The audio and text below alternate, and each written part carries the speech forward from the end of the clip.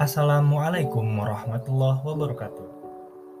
Kami, peserta pelatihan dasar calon pegawai negeri sipil di lingkungan pemerintah Provinsi Banten Angkatan 99, kelompok 2, subkelompok 1, beranggotakan Fahri Arifin, Feti Indriani, Zusrini Dika Pratiwi, Widya Ningsih, dan Vera Hardianti, akan membahas tentang isu manajemen ASN dan Smart ASN mewujudkan Smart Governance. Undang-Undang Nomor 5 Tahun 2014 yang mengatur tentang aparatur sipil negara menyatakan bahwa penyelenggaraan kebijakan dan manajemen ASN harus dilaksanakan dengan didasari asas profesionalisme, proporsional, akuntabel, serta efektif dan efisien. Hal tersebut sejalan dengan profil Smart ASN 2024. Tingkat kemahiran penggunaan teknologi dapat menambah daya dukung bagi pelayanan untuk masyarakat di era globalisasi, serta sejalan dengan terus dilakukannya peningkatan kualitas SDM di lingkungan ASN. Smart ASN adalah pegawai yang memiliki kompetensi sesuai dengan tugas, etos kerja yang tinggi, serta menerapkan profesionalisme yang tinggi, sehingga mampu beradaptasi dan semakin responsif terhadap perubahan dan pencapaian tujuan organisasi. Manajemen ASN meliputi pengelolaan ASN berkualitas, kedudukan ASN sebagai pelaksana kebijakan publik, serta mengoptimalkan fungsi ASN, yaitu pelaksana kebijakan publik, pelayan publik, serta perekat dan pemersatu bangsa. Manajemen arsip yang belum terdigitalisasi. Pengertian dari manajemen arsip adalah suatu kegiatan yang menempatkan dokumen-dokumen penting dalam tempat penyimpanan yang baik dan menurut aturan tertentu, sehingga bila diperlukan dapat diketemukan dengan mudah dan cepat.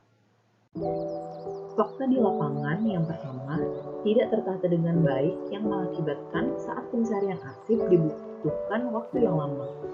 Yang kedua, keberadaan arsip yang dibutuhkan tidak sesuai dengan penataan tempatnya. Dampak yang akan ditimbulkan yang pertama yaitu kurangnya ruang penyimpanan. Dokumen akan bertambah terus-menerus seiring berjalannya waktu, sehingga nantinya akan memakan banyak ruang yang akan dibutuhkan. Yang kedua, akses dokumen memakan waktu. Penyimpanan arsip perlu disimpan dekat dengan pengguna arsip agar akses lebih cepat ketika arsip dibutuhkan. Yang ketiga, rentan terhadap kerusakan. Pemakaian dokumen secara bersamaan ketika bekerja menyebabkan dokumen perlu memiliki salinan yang banyak. Yang keempat, kerentanan dokumen.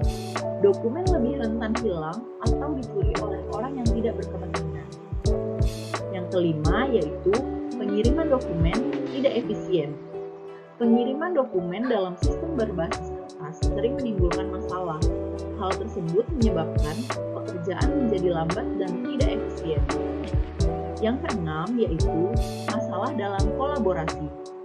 Faktor eksternal seperti bencana alam yaitu angin topan, banjir, badai, gempa bumi, dan yang lainnya, ataupun serangga, suhu udara, dan tingkat kelembaban ruangan. Sedangkan dari faktor internal dapat disebabkan oleh kualitas kertas dan tinta yang digunakan pada saat membuat arsip tidak bagus. Penetapan jumlah kebutuhan ASN. Salah satu faktor terlaksananya tugas aparatur sipil negara adalah adanya peran tenaga honorer di setiap instansi pemerintahan. Di kantor Sekretariat DPRD Kota Serang, sebagian tugas aparatur sipil negara diserahkan kepada tenaga honorer. Banyaknya jumlah tenaga honorer di lingkungan Sekretariat DPRD Kota Serang yang mencapai ratusan tidak sebanding dengan jumlah pegawai ASN yang hanya berjumlah 25 orang. Maka dari itu terjadi kesewenangan di mana beban kerja tenaga honorer justru lebih banyak daripada pegawai yang berstatus PNS, sehingga menimbulkan rasa ketidakadilan karena jelas hak yang diterima tenaga honorer tidak lebih banyak dari pegawai yang berstatus PNS. Jika kita hubungkan dengan Undang-Undang Nomor 5 Tahun 2014 tentang Aparatur Sipil Negara, Undang-Undang ASN Pasal 1 menjelaskan bahwa sistem merit didefinisikan sebagai kebijakan dan manajemen ASN yang berdasarkan pada kualifikasi, kompetensi, dan kinerja yang diberlakukan secara adil dan wajar dan tanpa diskriminasi, dapat disimpulkan belum terlaksana dengan baik. Dampak apabila isu tidak diselesaikan yang pertama adalah manajemen ASN yang buruk, beban anggaran bagi pemerintah daerah, menimbulkan rasa ketidakadilan, serta hilangnya tanggung jawab terhadap pekerjaan. Kurangnya pemahaman penggunaan aplikasi Simbek. Simbek adalah sistem yang mampu memberikan informasi data-data pegawai pada suatu perusahaan maupun instansi yang saling berinteraksi mencapai tujuan yang telah ditargetkan. Simbek menangani pengelolaan data kepegawaian khususnya meliputi pendataan pegawai, BKD, proses perencanaan dan formasi kepegawaian, penggajian, penilaian angka kredit, mutasi pegawai, dan sistem pelaporan.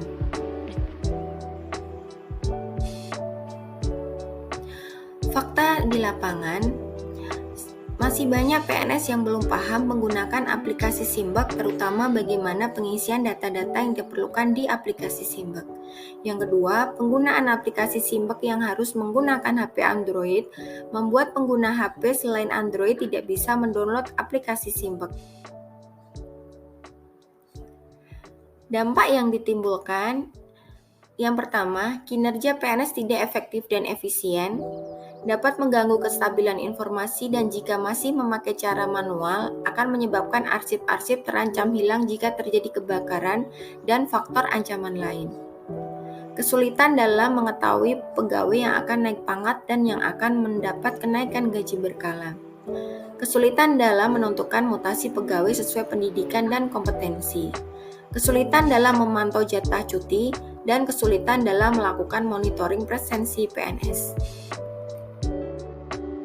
Rendahnya kesadaran pegawai dalam disiplin kehadiran sesuai jam kerja yang berlaku. Berdasarkan Undang-Undang Nomor 5 Tahun 2014 tentang Aparatur Sipil Negara terkait manajemen ASN Pasal 86, yaitu untuk menjamin terpeliharanya tata tertib dalam pelaksanaan tugas, PNS wajib mematuhi disiplin PNS. Namun, pada kenyataannya, masih terdapat pegawai kantor yang selalu datang tidak sesuai dengan waktu yang telah ditentukan. Hal ini belum relevan dengan Smart ASN berupa nilai profesionalisme karena menyebabkan nilai kinerja pegawai akan menjadi buruk serta rendahnya tingkat kinerja pegawai dalam menyelesaikan pekerjaan.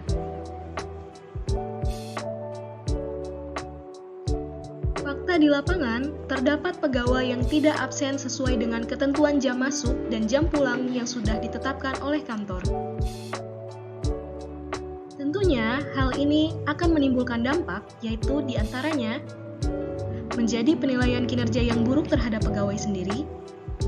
Pegawai yang kurang disiplin dalam kehadiran akan mendapatkan sanksi pemotongan tunjangan kinerja, menyebabkan rendahnya tingkat kinerja ASN dalam menyelesaikan pekerjaan. Hal ini juga berdampak pada beberapa pihak, yaitu berkurangnya kepercayaan masyarakat atas kinerja ASN dalam melayani masyarakat, memberikan contoh yang buruk kepada rekan kerja lainnya, koordinasi dengan rekan kerja lainnya menjadi terhambat.